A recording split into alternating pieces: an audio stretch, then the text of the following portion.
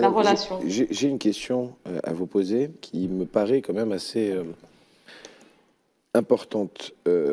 On va rappeler l'incident de l'année dernière suite à l'appel téléphonique, au long appel téléphonique entre les présidents Abdelmajid Tebboune et Emmanuel Macron en date du 31 mars. Une quinzaine de jours après, on a l'interpellation justement de cet agent consulaire qui est mis en détention. 12 mois plus tard, vous avez Laurent Nunez qui descend en Algérie, qui est reçu par son homologue de l'Intérieur, Saïd Sayoud, qui est ensuite reçu par le président de la République. 3 jours après, vous avez Jean-Noël Barrot qui appelle son homologue du ministère des Affaires étrangères.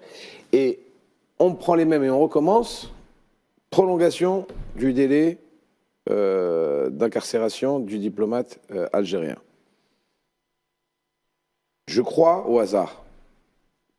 Mais là, je pense que c'est plus du hasard. Je pense qu'on est dans la technique de vouloir absolument casser à chaque fois qu'il y a un regain de collaboration ou un regain de visibilité diplomatique entre les deux pays.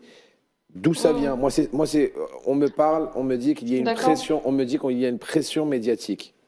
Très bien, vous m'avez parlé juste avant de Is No Good, de Ratatouille. Il n'y a pas de problème, mais on me dit comme quoi maintenant, bon, il n'est plus là, lui, de toute façon, il ne sera plus jamais là. C'est du passé dans tous les sens.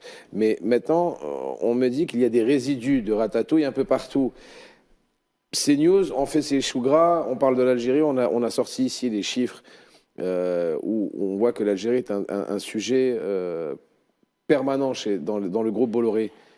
Et épidermique. Qu'est-ce qui explique ça, que à chaque fois qu'il y a une avancée, donc l'année dernière il y a eu une avancée, juste après il y a eu l'interpellation, cette année il y a une avancée, juste après il y a la reconduction.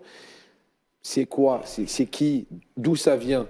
Nous en Algérie, les Français, les journaux français disaient le fameux qui tue qui. On est bien d'accord. Vous vous rappelez de la presse française qui disait dans les années sombres du terrorisme qui tue qui? Moi j'ai une question. Qui torpille qui? Non, qui décide de quoi en France aujourd'hui?